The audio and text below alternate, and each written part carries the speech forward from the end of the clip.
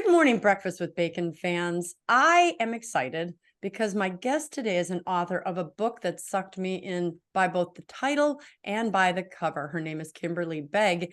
And when I saw this cover to her book, Unbreakable, and sorry about the light.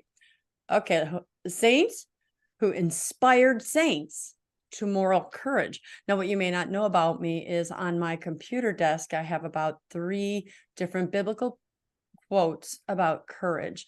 As I have aged, as I entered my standards ministry, the Lord has started saying to me, Christine, that's the virtue you need to cultivate. And before I introduce my guest fully, just wanted to say, courage is one of those things that we're in such short supply of. And Kimberly, you didn't even know this, but I used to always care too much what other people thought. And the Lord taught me, have courage, Christine. It doesn't matter what they think. It matters what I think. So then I have this wonderful woman here, the author of this book, Miss Kimberly. I shouldn't say Miss. You're Mrs. Kimberly Begg, right?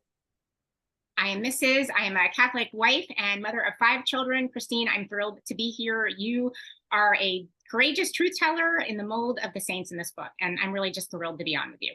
Oh, thank you so much. I just want to go right into it. Unbreakable. Did you get to make that title, or did Tan Books come up with that title? It was Tan Books. It was Tan Books. And I have to give wonderful credit to Tan Books for the cover too. It was my idea to put Saint Joan of Arc on the cover, but they created it. And it is shiny and it is beautiful. Fantastic. And you can just see Joan with her sword looking up to heaven, looking to her savior. She lived her life courageously for Christ every single day of her life. She was a child when she did it. And her story is inspirational for so many reasons. We can talk about it now. We can talk about what our kids need. We can talk about what our families need now. But I think a big part of that is having the stories of these saints in our homes so that we can raise courageous followers of Christ. Saints, future saints. Raising saints. We should all be trying to raise saints. Yeah. Well, before we go into how you started writing this book, let's just hit right straight up with St. Joan. What made you? So this book has got 4 saints, right? And it's big chunks. So it's, you're not this little, for me, I hate when I just kind of get on the story and I'm like, I have more questions. And so you delve deeply into each of these lives. Mm-hmm. So why these 4? Because as a mother of 5, and I know you read your kids' stories a lot, how on earth did you get it down to 4, and why these 4? And then start with St. Joan. Okay, well, I'll start with St. Joan. She was actually the last chapter that I wrote. I knew from the get-go that Joan needed to be in this book. Why did I know that? I guess for a few reasons. One, we are living in this really confusing world today where even a lot of Catholics don't know who they are and why they were made, and that they have duties to God first. And they have duties to, if they're married, their spouses and their children. And as a result, we have a lot of Catholics who are trying to find a way around the cross for themselves. And it's really dangerous for their children, which puts their own souls in jeopardy. So I wanted to write a book to help Catholics raise saints in their homes by bringing these stories into the homes. Because this idea that the path to heaven is going to be free of suffering and sacrifice, it has absolutely no grounding in sacred scripture or in the traditions of the church. And the stories of the saints is one of the greatest traditions that the church gives us. So I knew Joan had to be in this book. She was 13 years old when St. Michael the Archangel visited her for the first time. She was 16 when she left her home for the first time. So much happened even before she went into battle that required courage that honestly most Catholics today probably could never even dream of. So she had to leave her home by herself. She got an escort to go see the captain of a fortress, and she had to convince this captain, this male captain of this fortress, to give her an escort to go see Charles VII, to convince him to give her an army to lead the French in battle to drive the English out of France. I mean, that seems so ridiculous.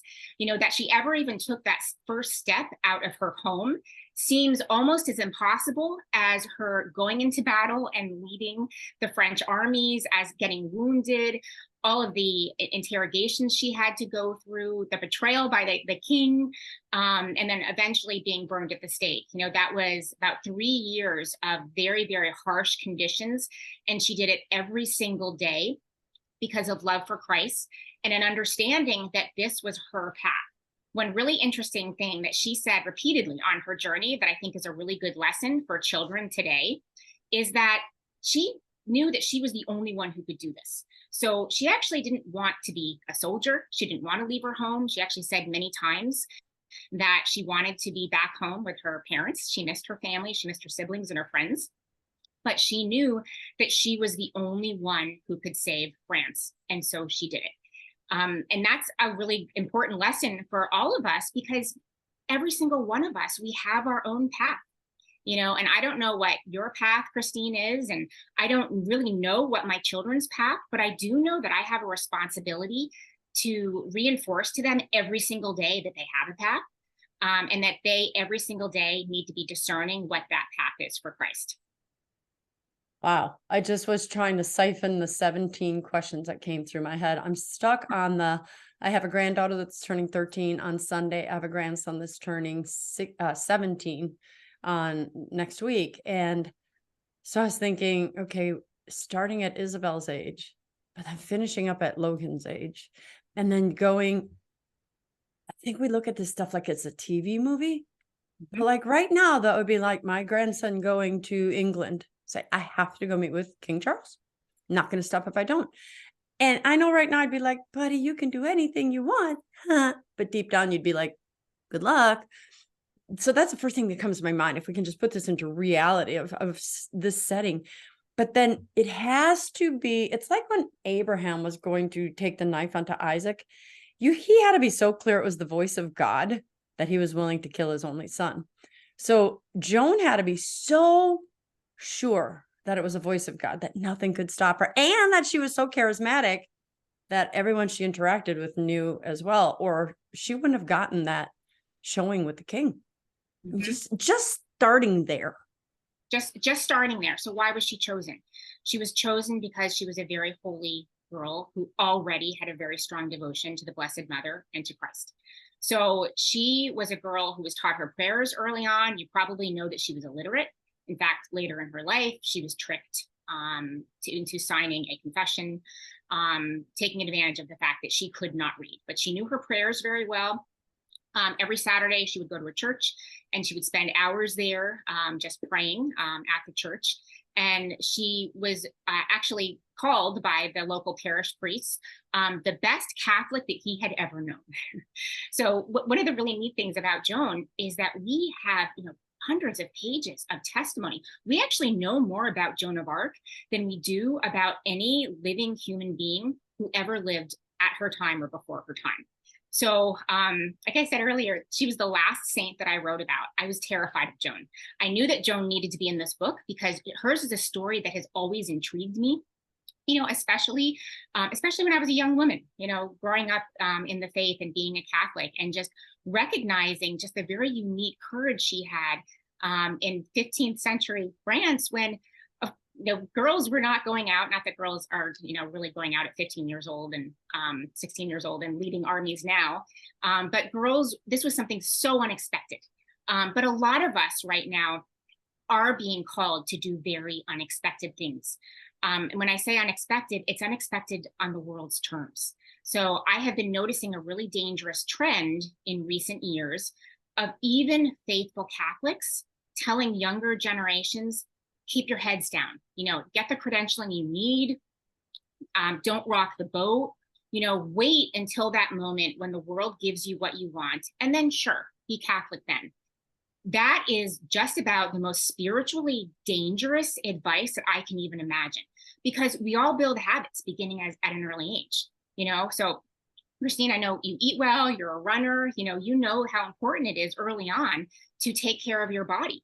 And we need to be taking care of our soul, and it's something that as Catholics, we tend to think about the body, because it's so visual and we see it all the time, but we are not tending to the cultivation of virtue in our young people. And courage is not an optional virtue, any more than cowardice is a harmless vice. Our children need to understand that living our faith is not just going to mass. Worshiping is very important. Spiritual reading is very, very important, but it's living our faith in public, out in the world. Yes. Because we need to be a witness to others in the world And at the same time, what we do out in the world strengthens our faith because it allows us to develop a practice of courage for the next time and the next time and the next time. Do you read your children?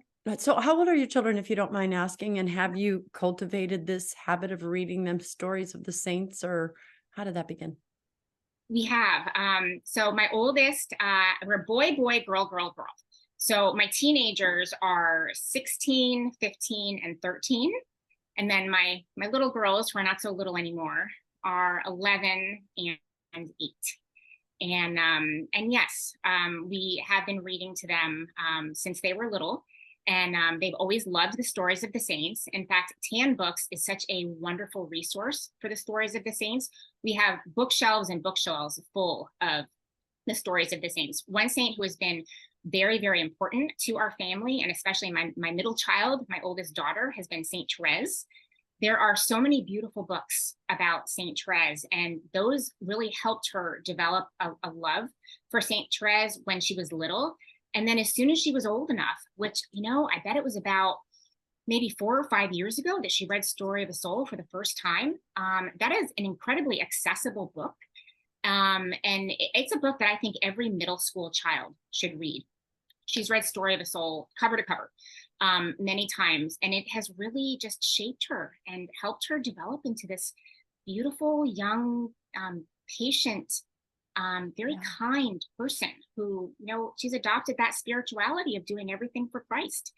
I don't know if you still want to talk about Saint Joan of Arc, but Saint Therese is in the book too, because she was the inspiration for Mother Teresa, Saint Teresa of Calcutta throughout. Yeah, so tell us, okay, so just kind of tell us about the book real quick, because Sure. the title kind of explains it. You've got 4 saints in here, but the book is about not only those saints, but the saints that inspired those saints, which actually a future question is then you're hoping these saints inspire your kids to be saints and my kids as well, right? I mean, this is a generational thing. So the book is certainly about the principle that saints inspire saints. And it's something that I discuss in the introduction and discuss throughout the stories. But the 4 chapters in the book are about 4 of the church's most courageous saints, and then the saints who inspired them. So Saint Joan of Arc, we all know the story of how Saint Joan of Arc was visited by Saint Michael when she was 13. I thought I knew Joan's story before I did my research, and I knew that she had been influenced by other saints and that other saints had interceded for her, but I didn't know who they were. And who they were Saint Margaret of Antioch and Saint Catherine of Alexandria, who were teenage martyrs. So how great is that? We talk about Saint Joan of Arc, and I don't know how this part of this story, this fascinating part of the story, has been lost over the years, but they were teenage martyrs who died in the 4th century, as victims of the Diocletian persecutions.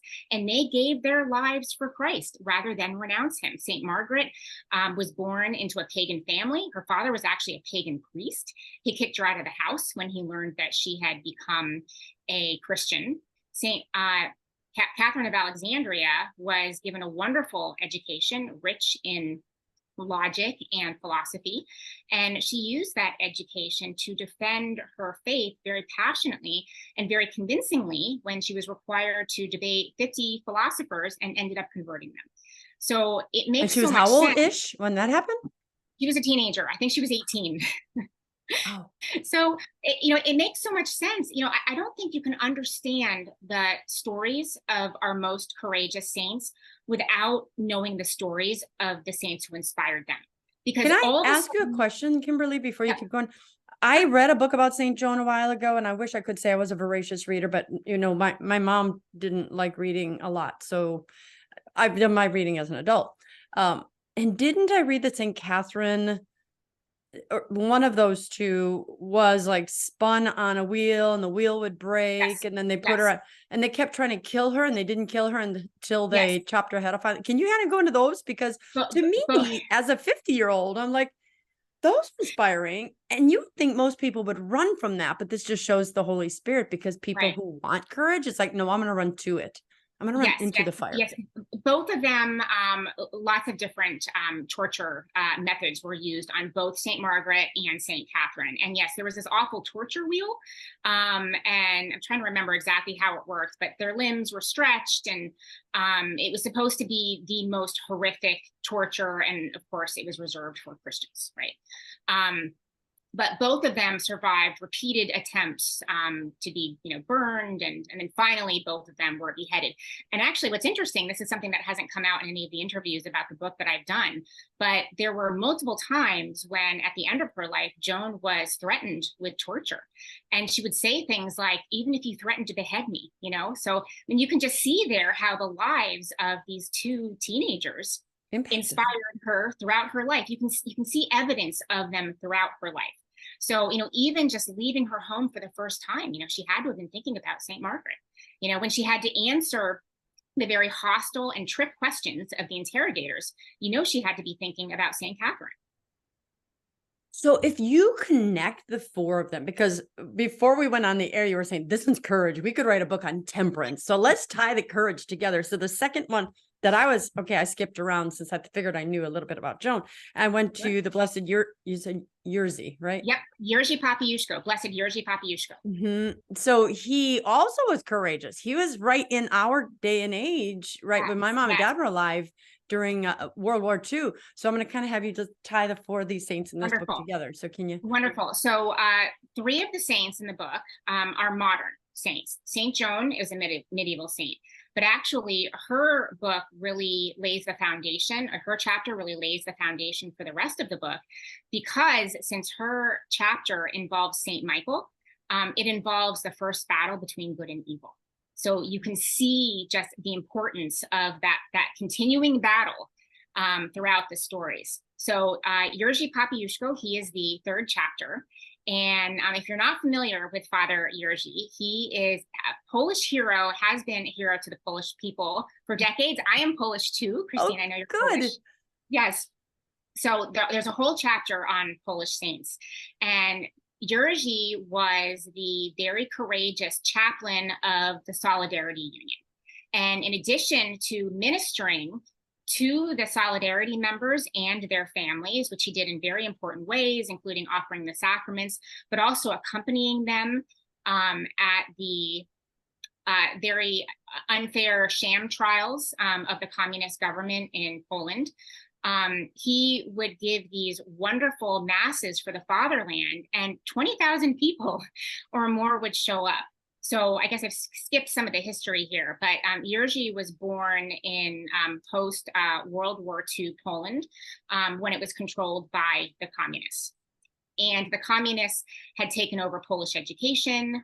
His parents were very intentional about giving him a Polish and a Catholic education at home, one that was rich in the Gospels and also rich in Polish history and Polish literature. So he had a real sense of patriotism, which was very common among the Polish people then, because the Poles had really been expert preservers of their own culture, dating back hundreds of years. But Jerzy was a patriotic priest. He loved his faith, he loved his country, and Jerzy actually was the inspiration for the book, because I found out a few years ago that when Jerzy was just a boy, he discovered St. Maximilian Kolbe at his parents' house reading Father Maximilian Kolbe's newspaper, Knights of the Immaculata. So from a very, very early age, Maximilian Kolbe was his favorite saint. So he loved stories about Maximilian Kolbe as a child, as a teenager. When Jerzy became a teenager, he ended up going to this Catholic boarding school. I don't know how this Catholic boarding school was allowed to remain open, but it was run by a faithful Catholic priest who only hired faithfully Catholic teachers who were trained to teach in the Catholic and Polish tradition. And it was there that he discovered the sermons of now Blessed Stefan Wyszynski. Then he was Cardinal Wyszynski. He was the primate of Poland. So when he graduated from the secondary boarding school, he'd known for a long time that he wanted to be a priest, and everybody expected him to go to the local seminary, but he decided to go to a seminary that was much further away in Warsaw. And the reason he decided to go to that seminary is because it was run by Cardinal Wyszynski. So he learned under Cardinal Wyszynski, he trained under Cardinal Wyszynski, and years later, when Cardinal Karol Wojtyła, became Pope John Paul II, Jerzy was just overjoyed by this. And the same spirituality and the same understanding of the dignity of all human beings made in the image and likeness of God, and the dignity owed to all people, and the illegitimacy of a government that violates the God-given rights of a people. That was all messages that he was getting from Cardinal Wyszynski, from St. Maximilian Kolbe, and then also from Pope John Paul II. So all three of those men really inspired and influenced Jerzy in his own development as a Catholic priest.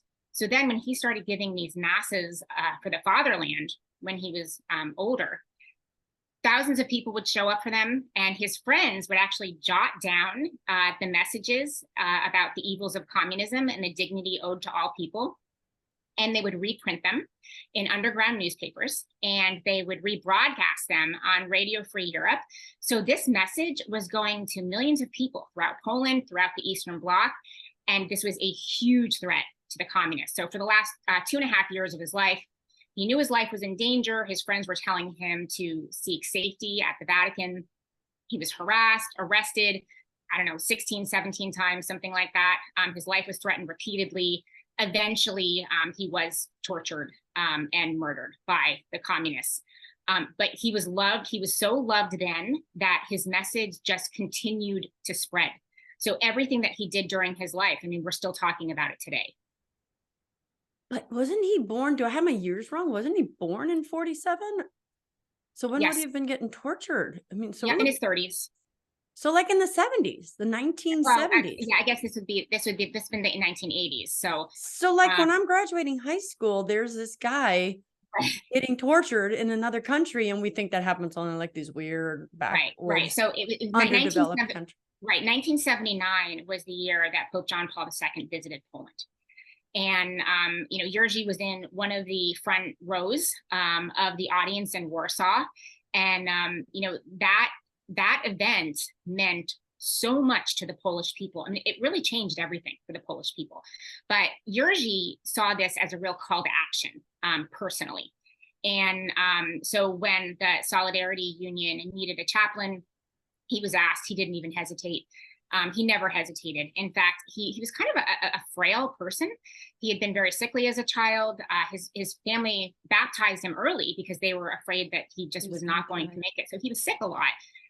But he kept up the most aggressive schedule because he never said no to anything. So every time a church or a group would ask him to come speak, he did it. And he was pretty sickly the last few years of his life because of it. And actually, some of this sickness also dates back to his 2 years of compulsory military service, because all of the men had to serve 2 years under the communists to prepare them for the military. And as you can imagine, the seminary students were treated very, very badly. And to talk about developing a habit of courage, this was actually a really important moment for Jerzy because they weren't allowed to pray. So all of the seminary students and the priests and everybody in that unit, they were told that there was absolutely no prayer allowed, but Jerzy would say the rosary out loud. So instead of even just praying to himself, he made sure he said it out loud. And, once he was even thrown in solitary confinement for a month, he actually spent the last year in and out of the hospital during his compulsory military service. So he knew that his first allegiance was to God. And every single moment that he had, we're just talking about Saint Therese of Lisieux, doing all the little things for God. But every single moment that he had to praise God and to be faithful to Christ, he took it. How did he die then? He was murdered, tortured. He went to a church that was out of town for him, and he and his driver were on their way back. They were stopped by security officers, Polish communist security officers. He was taken out of the car. beaten very, very badly. His body was thrown into the Vistula River and was discovered 3 days later. But the people at his church loved him so much, and they were so upset, so they stood vigil for 3 nights, and they prayed for him. Wow. And you can still go to his gravesite today. In fact, it was because of a dear friend of mine who had been to his gravesite years ago, actually just a few years after the fall of the Berlin Wall. And he had been to many different religious sites, Catholic sites throughout Europe, but he said that this was the most spiritually profound experience that he'd had visiting. And he wasn't even Blessed Jerzy then, he was Father Jerzy, but visiting his gravesite. And that really intrigued me. Visiting whose gravesite? Jerzy. So his gravesite is right at the church in Poland, in Warsaw. And you can go and you can visit and you can talk to the people there about Father Jerzy. He's a Polish hero. Did you already say that? How did you pick him out of all these saints? Were you just always enthralled by him? Well, I'll tell you. So, because you're Polish too. I'm Polish too. I'm jumping around a lot here. But a few years ago, I had the honor of giving a presentation to a group of high school and college students for Young America's Foundation. It's an organization that I've been involved with since the 1990s. So for a very long time, I was on staff for many years. I serve on the board now. It's a program that I actually had a hand in founding. It's called Standing Up for Faith and Freedom Seminar. So a few years ago, I gave a presentation on Jerzy Papiuszko. And it was in doing my research on him that I made this wonderful connection about St. Maximilian Kolbe. And it was like one of those light bulb moments where everything makes sense. And you think about the amazing courage that he had, as this meek and also kind of, frail priest. What was it that gave him the courage? He loved St. Maximilian Kolbe. And so not only was he inspired by him, that St. Maximilian Kolbe was interceding for him. He's praying to St. Maximilian Kolbe, and St. Maximilian Kolbe is, crossing that divide between heaven and earth and praying for this Catholic priest. How old was he when he died? Oh, goodness. 30s, 40s, 50s, older? In his 40s. I don't remember. So he was young. He was. Wow. Who are the other two in here? So we had St. Joan, we have Blessed Jerzy Papiuszko. And we have St. Luis Sanchez del Rio. Oh, he's amazing. Right. I knew that. I had already, he's amazing. And actually, so I wrote the chapter on Jerzy first, and then I went right to Saint Jose. And you asked kind of, how did you choose these saints? I will tell you, I know this sounds really bold, but it felt like they chose me. I never said, first I'm going to write about this one. There was no order. It was like I just went right from Jerzy to Jose. So there was something that just felt very natural about that progression to me. And now that I see the way that the book came together, it felt like these saints wanted to be told together. So St. Jose Sanchez del Rio was 14 years old when he gave his life. He's a martyr. If you're familiar with the wonderful, wonderful movie For Greater Glory. Yes. Viva Cristo Rey. Yes. This is the movie about the Cristeros. And Catholicism was outlawed. In society today, we certainly have canceling, we have a lot of intimidation of Christians.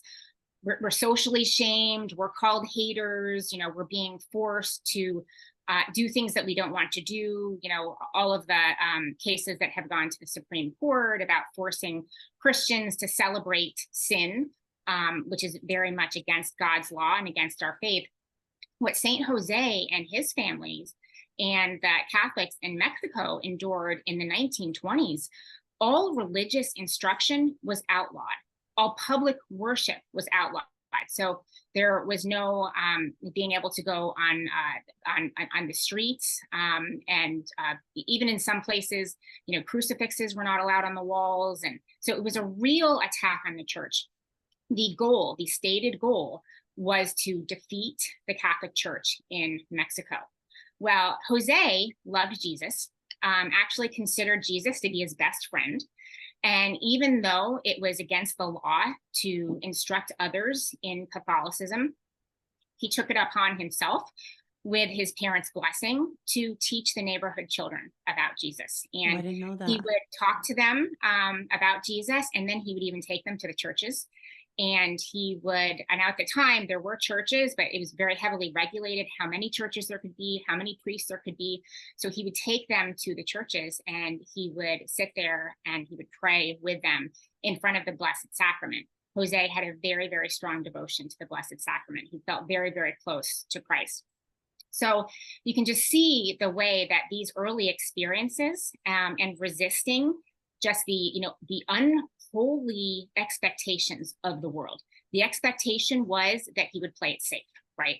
The expectation was that he was going to follow his country's laws that were unholy and unjust, but he resisted at an early age.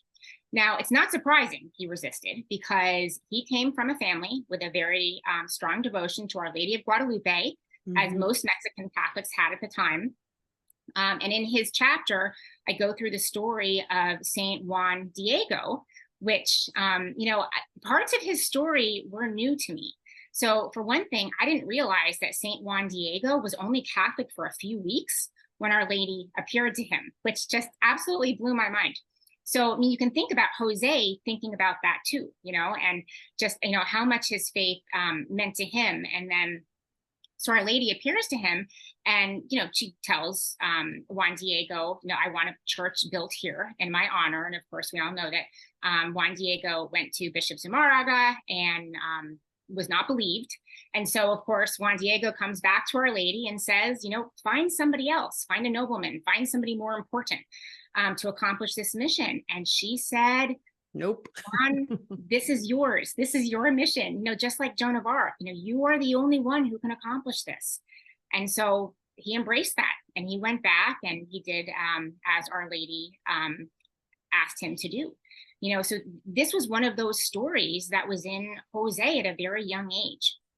And then from there, he went and visited the gravesite of Blessed Anacleto Gonzalez Flores. And Anacleto was a Cristero.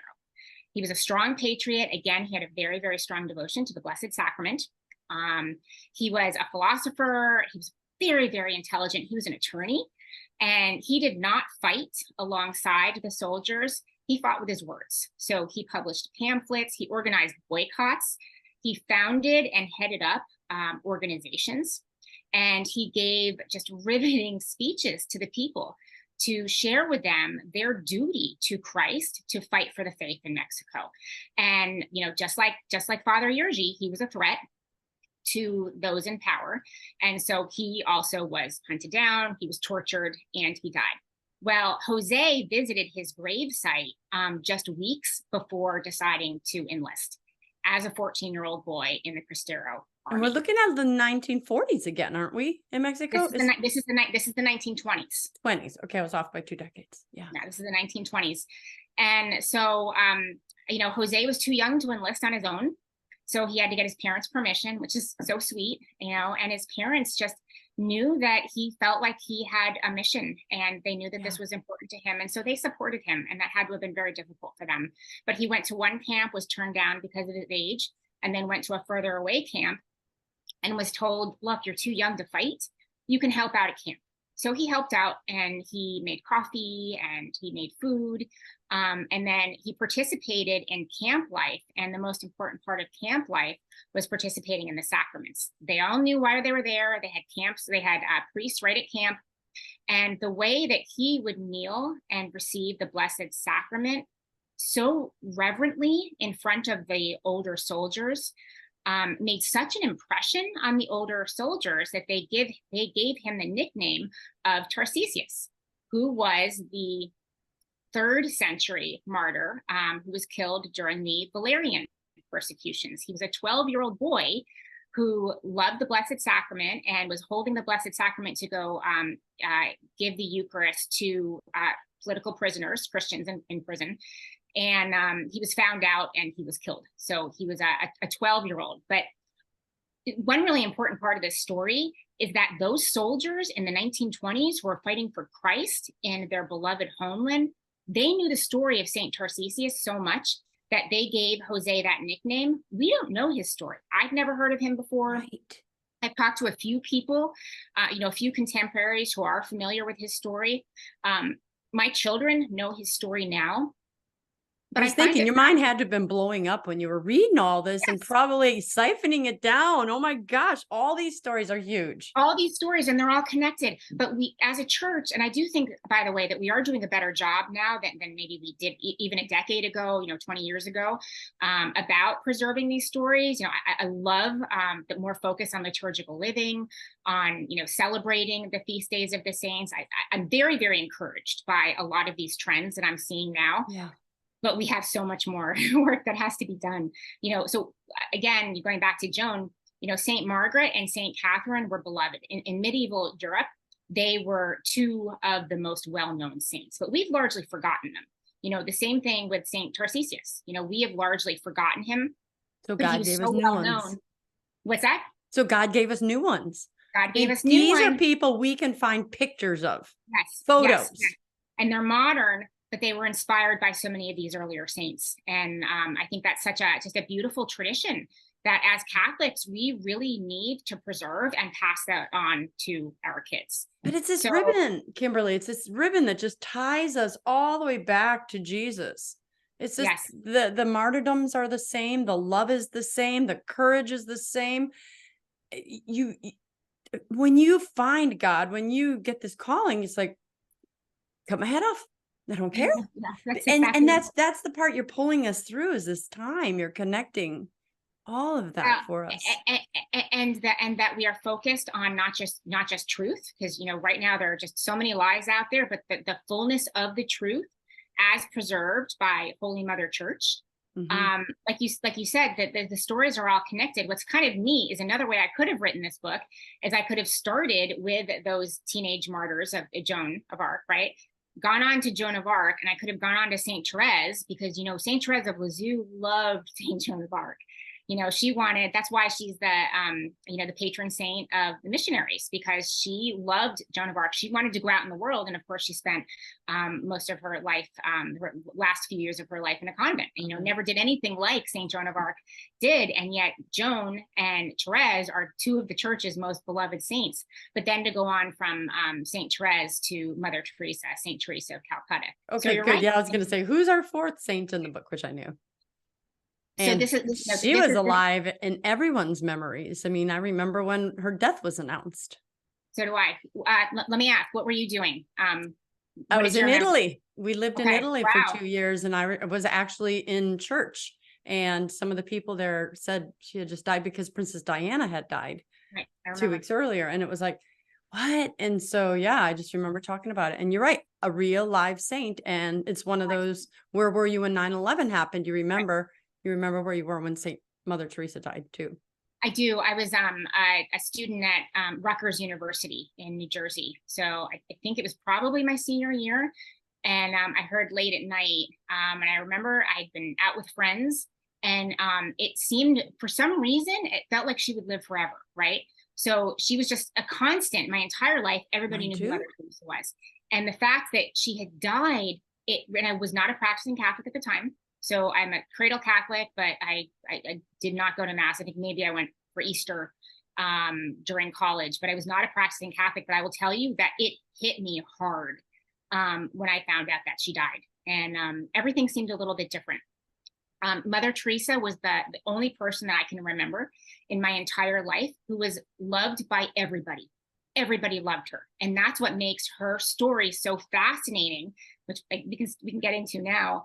But the fact that everybody loved her, in the 1990s, when our most pro-abortion president was holding Bill Clinton, up until that time, the most pro-abortion president was holding the national prayer breakfast, he could have invited, any religious figure in 1993, I think. And he invited Mother Teresa because everybody loved Mother Teresa.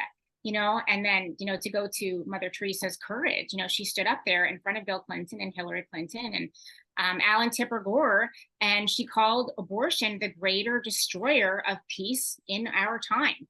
And she talked about the poorest of the poor, so she used all of her popularity and really her celebrity as this humanitarian serving the poorest of the poor. And she called the poorest of the poor not only the defenseless babies who are being slaughtered in their mother's wombs, but also those who support abortion, and the nations, including the United States. And she was there as the guest of the president of the United States, but called those nations who supported abortion the poorest of the poor nations. So people think of, Mother Teresa, and I've been asked this question many times, we don't really think of Mother Teresa as courageous. She was so courageous. I do. Because we think of her as a humanitarian. But that took guts to stand up there in front of her host. And when you see the video of how the audience reacted, they didn't know what to do. And there was this, Peggy Noonan and Paul Kengor have written about this. There was just this cold silence in the room. And then all of a sudden, people started applauding her. They stood up, they were applauding her, because there's a truth written on our hearts. And when we see somebody courageously standing up for the truth, even when we know, okay, the president's not going to like this, but you start applauding. And the Clintons and the Gores just stood there on stage and they did nothing. And they had to have been very, very uncomfortable at that moment. But we all know truth. We all know they're babies, and to put this in 2023 terms, we all know they're babies. We all know that nobody can change their sex. Truth is truth. Boys are born to be boys. Girls are born to be girls. And there is no amount of disfiguring surgeries or chemicals and puberty blockers and other drugs that can change your sex. The truth is written on our hearts, and we need to look at people like Mother Teresa, who are not afraid to stand up and to say what we all know. It's so funny because the first three in the book were relatively young. I don't remember how old Father Yergi, you said he was. Yeah. But the first two, St. Joan of Arc was about 16. Jose Sanchez del Rio was about 14. 14, yeah. Father, the Blessed Yergi was how old? Ish, 40s, right? So they're all kind of young. But then you get Mother Teresa, who's like, 190 years old when she died. No, I'm just kidding. I think she was in her early 90s when she died. Yet she was like 4'11". Yeah. And they talked about, she might have not been this small in numbers. She was small in stature. And they even had, at that particular talk you're talking about, they had to get her little thing to stand on in front of the microphone. They said you could barely see her head, on top. I've gone looking for a great picture of her during that national. That's all you ever see, right? And all you see, right? But that's what made her big. I mean, God could have given her genes to be a giant woman, tall. She was tiny, but huge. I mean, I think that made the bigger mark because of the fact that she was small and she feared no one. She did. I know. And I'm looking behind you, Christine, at the Children of Fatima.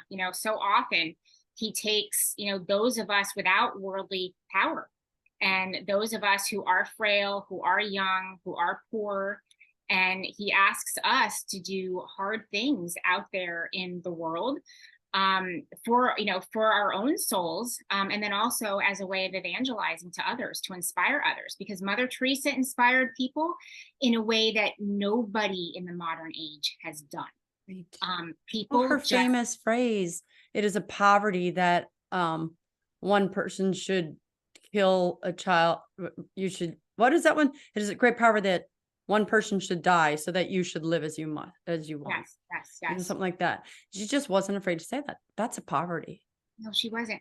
And she understood, she was very savvy because she understood that she was a celebrity. She also, you probably know this, but she was also very, very, I'm going to say afraid, because it wasn't afraid in kind of in an earthly sense, but she was very aware of how easily human beings get attached to the pleasures of the world. And so she did not want her order to fall prey to that. And so she, by example, was very, very careful. So she would be hosted, at these extravagant places and, given all these rich foods, and she refused most of it. So she never slept in a bed.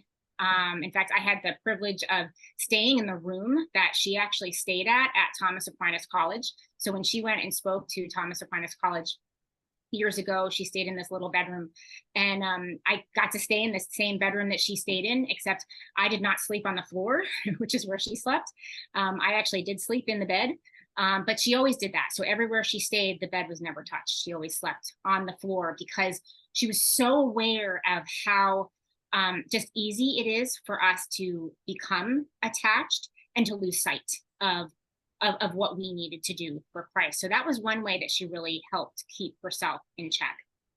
The church gives us a lot of, lots of kind of different ways to help us stay focused on Christ. Fasting is one of those, I think, practices of the Catholic life that a lot of us don't take as seriously as Catholics and the saints who came before us.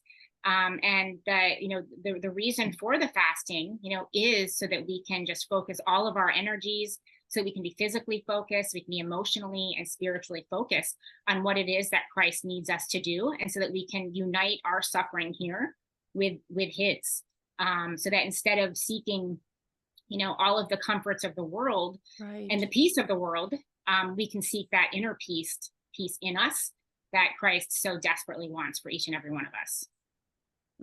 I mean, I'm listening to you thinking, I'm so weak. I am so weak.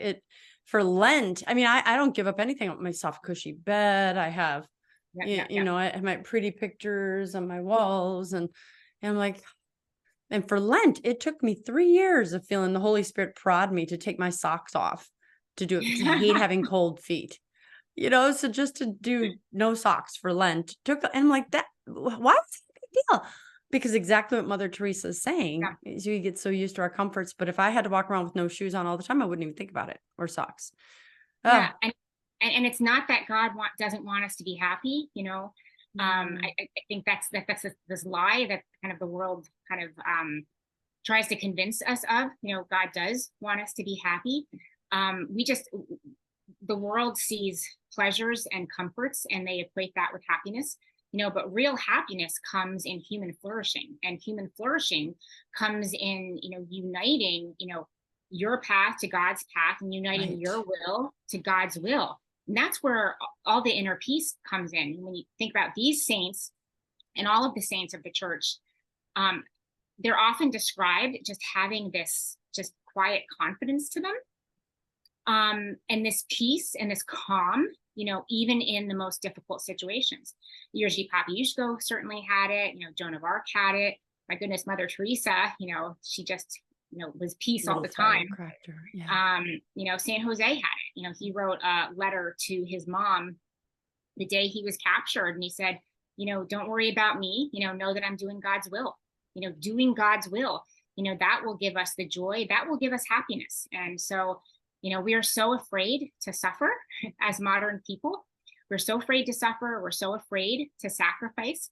But when you learn what you learn from the saints is that there can be a joy in suffering. Saint Therese on her deathbed, her doctors just couldn't believe how peaceful and happy and joyful she seemed. And he told her sisters, Therese is in unbelievable amount of pain right now. But she was so pleasant and she was so joyful. And she even said something like, I can't even suffer anymore because all of my suffering is for Christ. So it's all sweet to me. But that's possible for every single one of us. We are all supposed to strive to be perfect as our Heavenly Father is perfect. That's what the saints did. And we should all be striving to do that every single day. We're not going to be a Saint Therese, necessarily overnight. But, if we can take her spirituality of doing every single thing for Christ, and even go so as far as what she and Mother Teresa both did and said, Lord, I will deny you nothing. Anything you ask of me, I will give you.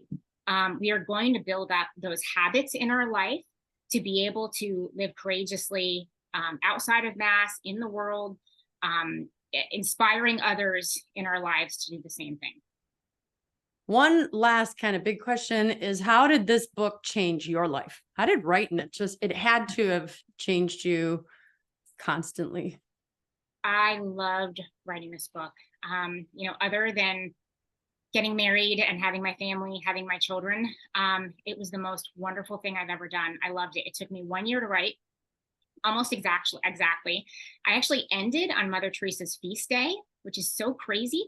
I didn't even realize this. I was at mass with my daughter and my husband, and my daughter kind of, I guess, she up her Magnificat. And she said, "Mom, it's Mother Teresa's feast day," which was crazy because I'd And you're had like, I got to get home and put that period and the end. well, and I knew I was finishing that day, and I'd said this morning, that morning, I'm going to finish the book today. Like, that's really neat. Took me almost a year to write. I wrote it mostly on weekends and in the evenings. And I loved every second of it because I always prayed to whatever saint I was writing about. I was always praying to before. And I just sat with them on my heart for an entire year as I was writing. And then I handed in the book, and I kind of felt a little bit of a sadness. Yeah. That's behind me. Writing this book is behind me. And now it's fun because I get to talk about the book and I get to share it with others, because then it was such a personal thing. And people would ask, "Oh, what are you doing?" And most people, I was writing the books, it was something that I really kept just very close, and really just told to very close friends and maybe some members of my family. But I had a little bit of a sadness knowing that was over. But now I get this neat opportunity of sharing these stories with others. But I can't help but thinking, who are the next saints that I might be able to do this with? And write That's what I was going to say. Now you're going to write about temperance, maybe another virtue. Who are those? Lots of virtues out there. I will tell you that moral courage has always been just a personal issue of mine. It's something that I think a lot of my sort of activism throughout the years. I mentioned that I've been heavily involved with Young America's Foundation, and I learned, very early on as a college student that we all have a duty to our families, but also to our communities, our school communities, our parish communities, to speak truth. One, very simple, basic tenet of the moral law that I think a lot of us have forgotten is that we can't lie. And there's so many out there that we just allow to fester and we allow to spread, even to unsuspecting and very vulnerable children. And we all have duties to our communities. Our duties first need to be to our husbands, as women, and our children. But we have duties to those kids out there, and we all owe it to them to speak the truth. Yeah. And as you and I were saying, which we won't get into for the sake of time, and that's my field in marriage, is when you speak truth, you will be persecuted. Maybe they're all persecuted. So I don't know how to, then you can't really narrow down the saints, but persecution for speaking the truth, saying that, in my case, a man and a woman. I'll tell you, the most controversial post I ever put out was one that said, "Unless you can be unbaptized, you can never be unmarried." And people are like stunned. They won't like that post publicly because they don't want anyone to know. And yet that is truth. And it is, as you said, written on their hearts. They know it. And so the guilt of, I left my spouse, or my spouse left me, and it wasn't my choice, but then I moved on and I dated someone else. And there's no judgment. These saints are not judgmental. They're just coming out doing God's word. That's what we are called to do. You speak the truth. Yeah. And more to that point, Christine, I'm sure you could testify to this too, but the more you do it, the easier it gets. It does. So, it does. And if you keep your head down and people don't know who you are, they're going to expect you to participate. But if you're out in front and like, "I'm a Catholic, this is what the truth is, this is what I stand for, this is what I believe," people are going to expect. One thing there, I have a list of 10 ideas for developing a habit of courage out in the world. One of them, I wear my miraculous medal every day, to wear religious medals, to wear crucifix, to put something up. I love all of your paintings that are behind you. To put religious items. My miraculous medal, I forgot. Oh no, I have it on. Home, okay. Office. But when you let the world know this is who I am, it is actually going to make it easier for you. And you never know whose life you're impacting. So a few years ago, I ran with a local runner, somebody I didn't even know all that well. And I hadn't thought about her in years. And just a few months ago, I heard from her on Facebook, and she sent me a Facebook message telling me thank you. She wanted me to know that she had become a Christian, and she thanked me for sharing what I had shared when we ran together. We only ran together a few times. I really don't remember much of what I talked about. I do know she was not a Christian. And I think she was very curious, but I was just, I think, very honest about the way that we live our lives. Anyway, she remembered me all these years ago, and it was important to her to tell me that those conversations were important. So something can seem really insignificant to us. So again, like wearing a miraculous medal, if somebody asks you what it is, telling them, showing other people that Christians live their lives differently, that we are good, that we are honest, that we are kind, and that we never compromise on truth. All of these things, you just don't know the seeds that are being planted in others' hearts. And, at the end of our lives, hopefully, some of that will come to light, and maybe we will know. But I think we all just have to trust that we are a part of other people's paths.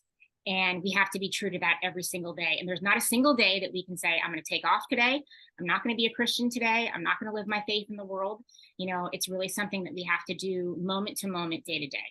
I think that's a really important place to kind of tie this off, is that you might be the saint that one day inspires another saint. Ooh, that gives me chills. I love that. You said it, but you said it.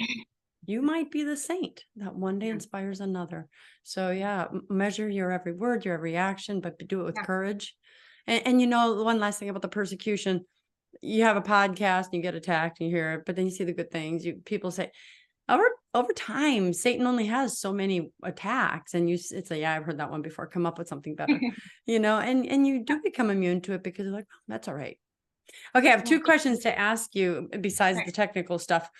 Fill in the blank. When I die, I will know my life has been a success if my children become saints and join me in heaven. Excellent. Nice and succinct, like a good writer. The other one is an action step. Name one thing you'd have our listeners do differently as a result of something they heard today. Oh, okay. This is an easy one. To make sure that all of the guidance we're giving our children is rooted in the truth, that there is a path for each of our children that ends up in heaven, so that everything that we need to be doing for our kids needs to be keeping them on that path. So like I said, there's no taking breaks. There's no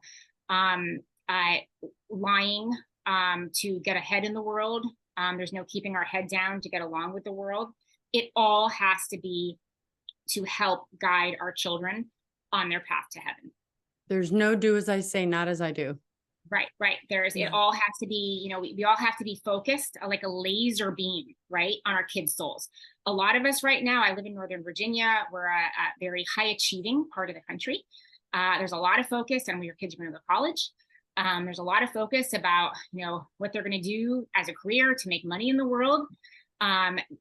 Okay, that's like those are things that, we will consider during our lives. The number one thing that parents need to be thinking about is how to raise saints and keeping their kids on that path. Amen. Kimberly Begg, where can everybody find your book? I know we're going to tell them about Tan books, right? But Unbreakable, the saints who inspired saints to moral courage.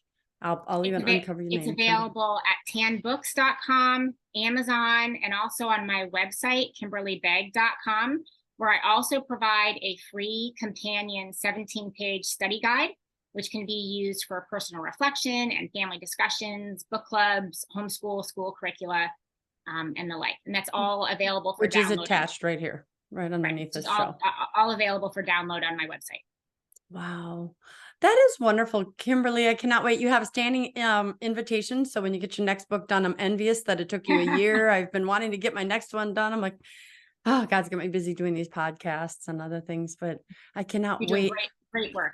I can't wait to finish reading this. So tomorrow on the airplane, I'm already got my marker in here. So I'm so happy. I pray God blesses you, blesses your children. And I pray that you do get that, whether any of them has money or fame or, who cares about college degrees anymore? I don't care about any of that anymore.